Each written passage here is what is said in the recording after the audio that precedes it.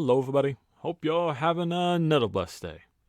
In today's video we are back on a game of Wizard101. For today I will be showcasing what are the best stats you can have for a level 180 max fire wizard in Wizard101. Now to help me do that today, I am on my namesake, my bread and butter. I am on my max fire wizard, AshCaster, and I'll be showcasing today basically what are the best stats you can have in the game. Now, of course, after this episode, I'll be uploading some future videos as I go through each and every different school in the game and showcase what are the kind of gear setups I'm running for the max level 180. From Storm to Balance, we'll go over them all. So, with that in mind, let's get into it. And of course, for any type of max stats, you're going to need to have some type of set mount or stat-based mount, which right now, with the change to the stat maxes and basically the talents you can have, it's back to being the Stompy Pronto. Alright, so let's just go over the stats real quick. Alright, now for my 180 fire stats I am running, we're not going to care much about the health, but I am over 11,000 health, which of course you can change that, fluctuate depending on what you want.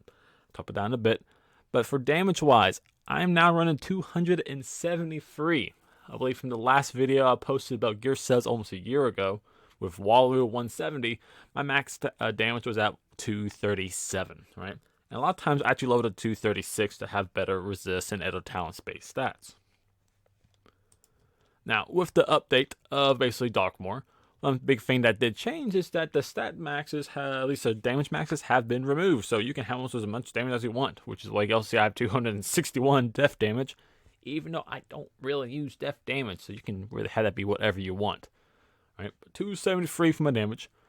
Resist, I lowered my resist down from the 50. I think I had like almost like 56, 51 resist. I'm now dropped that down to 42 resist universal with 53 to myth.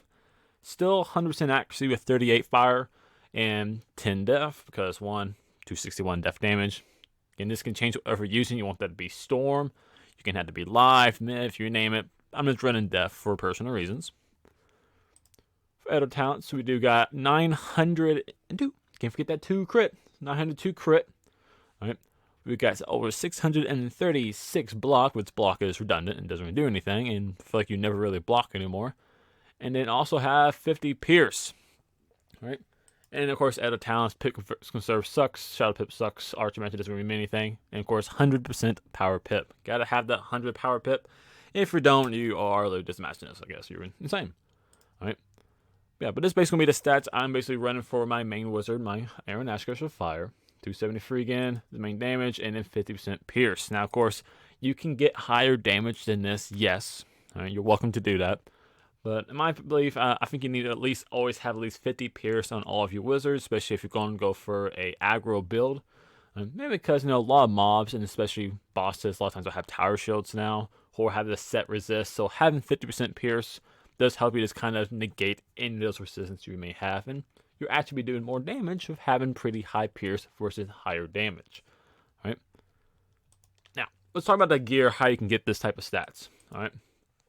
Now, with the addition of Darkmoor 180, once you finish all the words, you can farm the 4 main dungeons, being the Balor boss at the end. You can farm at the Academy, I believe. You can find the Sanderson sisters. You can farm the Vengeance Bog, and then the last one I believe is the old man, the old dry, the old reviving guy, whatever the heck the name is, the one that drops basically the Aethum and I believe also the Dex, right?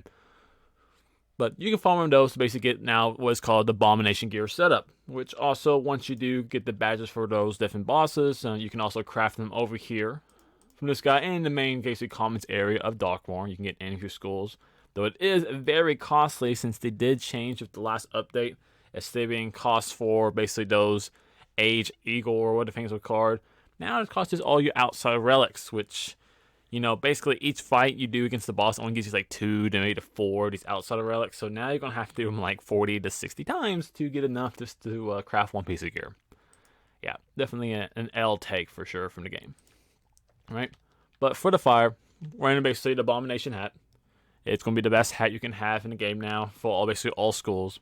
All of them will either get a damage boost, health boost, or even just a basic resist boost, so also for more crit.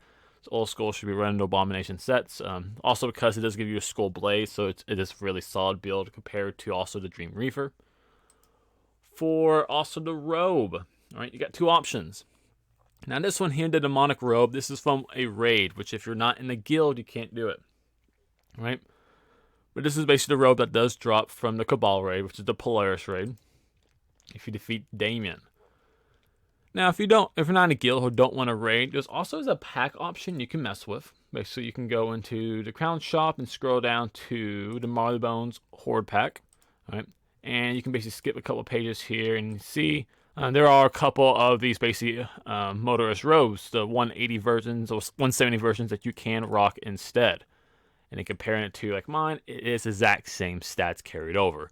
In fact, I would technically say maybe this robe is actually better versus the Hephaestus spell, because that right there is going to basically be your Path B Meteor Strike spell. It is, and it is going to be max tier, so it'll be max damage. And basically, it's good if you're doing maybe some challenge bosses that you may not want to use Hephaestus and may want to use this as an AoE option. So, just preference there, right? And then really the rest of the gear you're really running now is going to be this more Abomination. So you have the Abomination boots. You're going to have Abomination Avum. You have Abomination Ring. And then I also like to rock the Abomination deck. Mainly because it does give you the best crit and block stats you can have in a game versus like the raid deck you can get right now, which is from the Ghastly raid. And this is the upgraded 180 version. You can see bonuses it has. It does have more Arch Mastery, like 7, which Arch Mastery is dead. It does have a little bit more health, gives you about 42 more health, which you don't really need 42 more health. It's a secret to the universe, apparently, those two pairs of numbers, but, not really needed. But you do lose out on having basically less crit and less block, which if you had basically the Ardent Crime Mastery, which let me swap it over real quick, you see my crit does get below basically now 900. Then with it on, it does shoot me back up to 902. So I think it's better to run basically the Abomination deck versus the Raid deck. Right? And item cards don't really matter. For the Amulet, all right, we are running actually going to be the Raid Amulet. And this is really the only thing that is going to be the only best option you can get at this level. All right.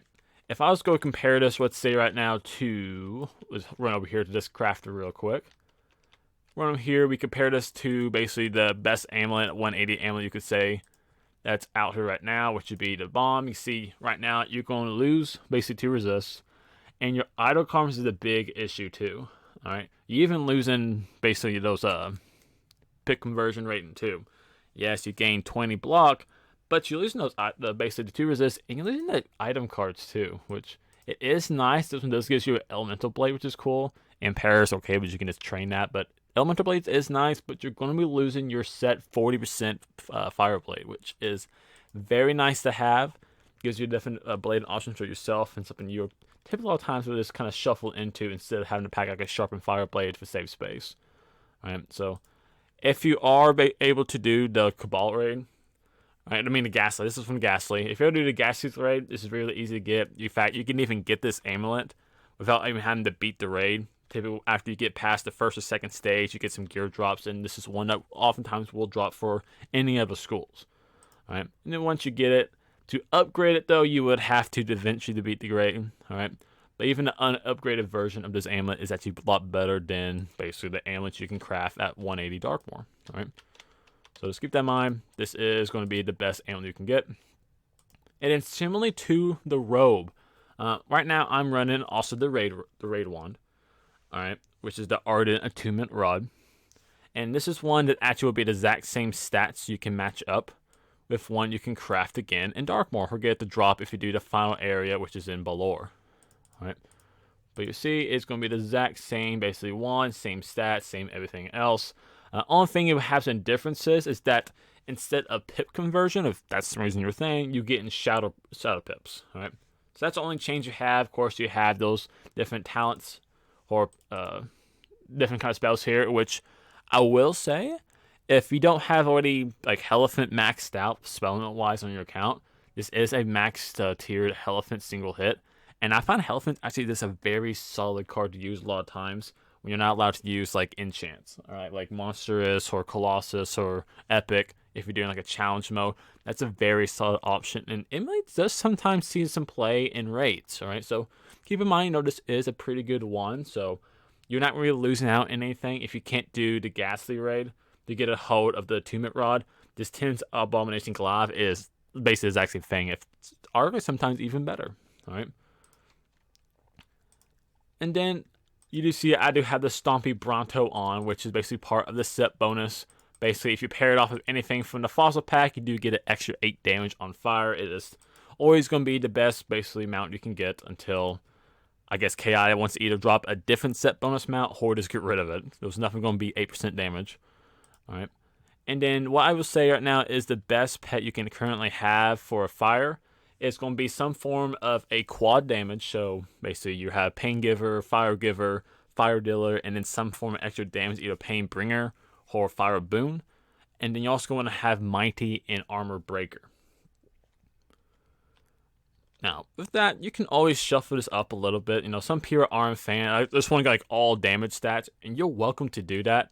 But if you don't have basically that extra Armor Breaker, your Pierce is going to drop below to around 46. And you could put on my Pierce mount, but that's only be up to 48. And your damage will only go up to 277. Right? So, in that situation, it's actually not as beneficial to have a Quint damage pet. It's better to have that basic Pierce up to around 50%. Right? So that right there is basically what my main setup is going to be on my fire. If I'm basically questing, helping out people in the bazaar and the kiosk, is doing some random dungeons to farm, and I'm not being in a support role, this would be basically my aggro, basically main hitter setup to be. Alright. And even like the deck a lot of time is pretty simple. A lot of times I'm going to run this here. Alright, but I'll run something similar to something similar to this. Alright. And basically, I'll have basically my two basically AoE hits. Case basically the Phantasma basically doesn't kill. I do have the backup Meteor Strike, but typically first turn into Frenzy, Phantasma, Meteor that should kill. And for whatever reason I'm questing and I'm running into like a random storm or a different one that can hit, I do have the Bounce Blade so I can support either myself, whoever else I'm questing with. And then also think it's really nice sometimes to have that backup one hit, because you never know, maybe you try to send a first turn Phantasma, something lives like 900 health, send a one hit, it'll kill. Alright. So that is pretty nice. And if I didn't mention it, on my basically ring, that's where I have socket on instead of a health jewel. I socket on basically a tier jewel you can get from I think Wallaroo. Right, basically lets me add on a Bounce Blade item card instead of having extra like 150 something health, which, you know, going up to like 170 something or 11700 something, right, is gonna make a big difference versus having an extra Bounce Blade. And honestly, from my other two socket jewels I have, basically all my Avum for 154, and also my wand for that 154, taking off another 300 health down to like 11300. You could put on something like an extra Sharpen, an extra Fire Blade, Fire Trap, even a Feint if you really wanted to, and it's have basically more options and basically your side deck or basically your icon sections, depending on your preference. All right. Don't know if I have my friend on right now. He may be on right here, and he's probably a pretty good example. I think a lot of time like he's rocking right now, basically the Fire Trap for his slot there. He's rocking a Sharpen right there, and then he's rocking a Potent Trap there. So he basically has himself more as a versatile wizard in case he's farming with other people. All right. Now, for my last build on here, a lot of times I'm playing with my fire. I have my altar count, my storm. You saw it when I was questing with my myth, and I'll have a support row. All right. So we have, of course, Graham has a guard and I have a fishing, but I also have a tank row too, which is my support build. Okay.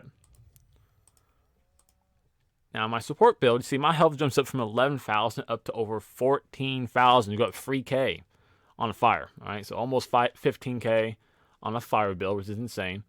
We don't really care about the damage. Our resist, though, from 42 jumps up to 72 resist. In fact, on all my basic support resist builds I'll be showcasing on this channel in the coming probably about a week or so, right? All of my wizards will have some form of basically 70+ resist build, all right? And all of my builds will also have over 100% accuracy to whatever school I'm basically using. So on my fire one, which is one of my big ones I do use, over 20 accuracy to all schools. I'll have crits redundant, 600 something, 694, blocks pretty nice, pierce redundant. My outgoing heals even at 80, which is not bad at all. Pick Conserve, who cares, but they also have 107 power pit, a little bit more than I need, and everything else is fine too, alright? So basically, this overall, this is a very solid, basically setup with high resist, high health. I think if you're ever going to play in a support row, those are only the two main talents besides, of course, accuracy and power pip you need to focus on. If it those 4 areas down, basically down to the best it can be, then you're set to go. All right. Now, talk about kind of your step, how you're able to do this. I will say for any support role I am running, yes, you can find different basically hats that have higher resist. All right, than this, but the Dworgen's Robe, which is right now maxed at 150, gives you 12 resist. It is the only item in the game that also gives you Mass Feint that you can actually use anytime you want. There, of course, is like the pet will cast or may cast Mass Feint, but it's not consistent. But this one is very nice to use.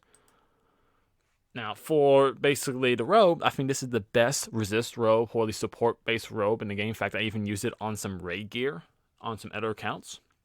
Right, but the Horus armor gives you basically 1,700 health, which, you know, looking at like my Daemon robe, that's 700 in my max basically attack robe.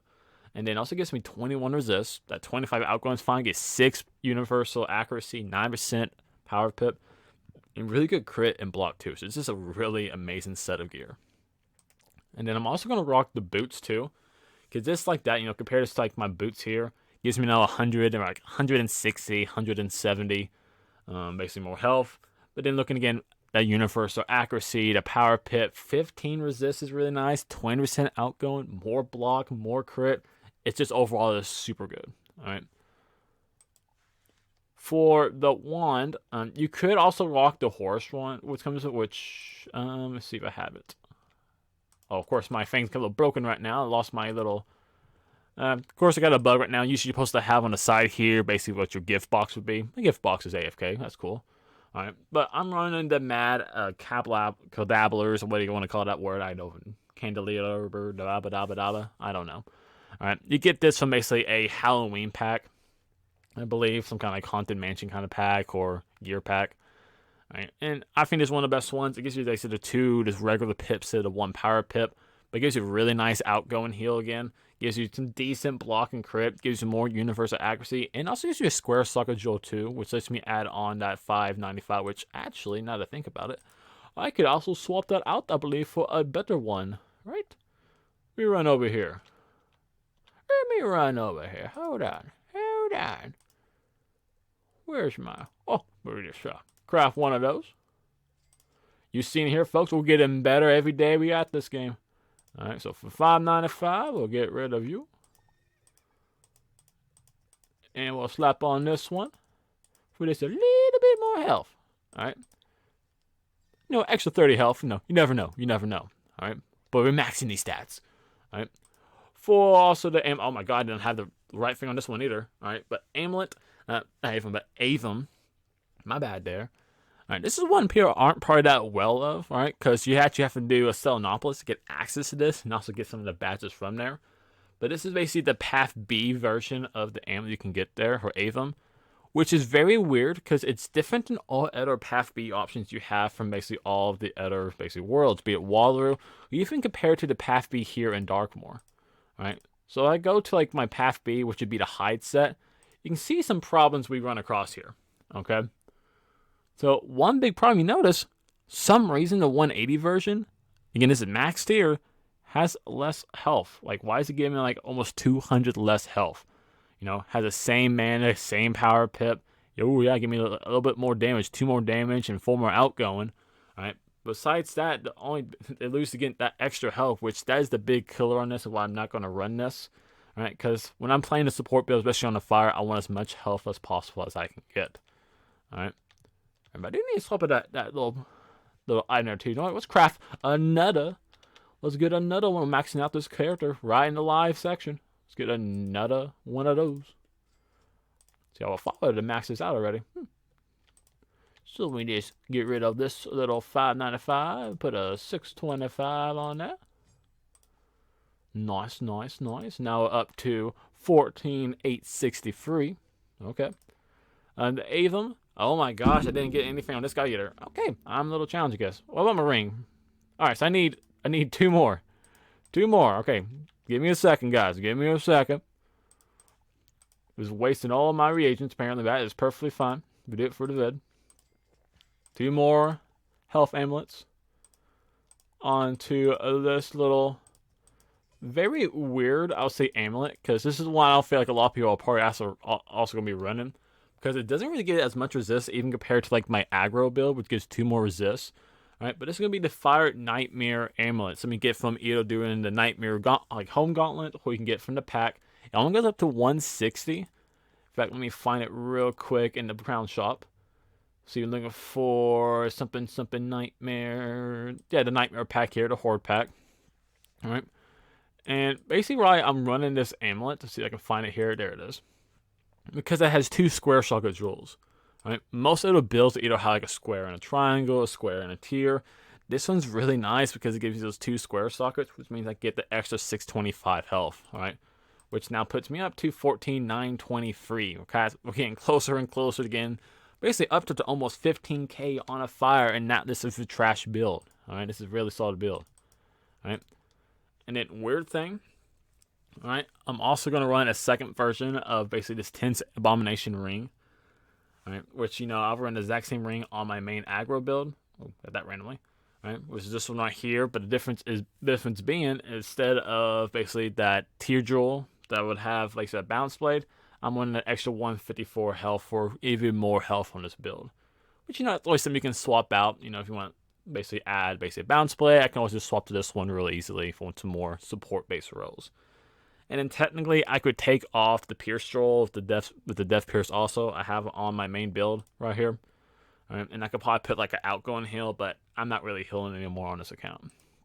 With the pet, my go-to pet right now is Emma. It's kind of a work in progress. It's still really nice. I think any pet that has basically these 4 talents makes it a solid resist pet. It's going to be double resist, some kind of mighty, or something that boosts basically the resist talent, and then will cast Hex. Doesn't really matter what your Edo talent is going to be, alright?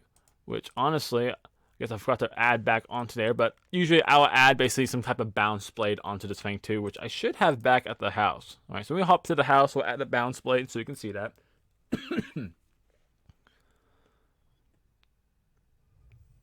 Load. Alright, so we'll just grab a quick bounce blade jewel out of this region. Should be bounce blade. Thank you. I need to farm some more of those for backup pets, apparently. Alright, so we'll just toss that on there. Usually like my go-to pet talent for support builds, because again, having more bounce blades, ain't nothing wrong with that. Alright, and the metal item card gave me an extra curse, I believe. Which isn't the greatest since it gives me a Hex. So I already have Willcast Hex, and these do not stack, so I can just Hex into Willcast Hex. I'm pretty sure they don't stack, so that's kind of a downside, but overall, not bad. Pet, it could be any mount you want, if you want to have a different mount. Mine's just doing 2%, and it does give me some form of benefit. You can rock an outgoing mount if you want to, the Mammoth, I believe, but right now I think this is going to be the best, or if you want to watch this Sunskin be able to move quicker, you can do that too. Just whatever your preference is going to be. And then for the deck, best one now is going to be the Tense Monster Hide deck. And again, it gives you the most health in the game for basically your amulet, while also giving you a square socket. Really nice block also. And that's pretty nice and simple for it. Okay.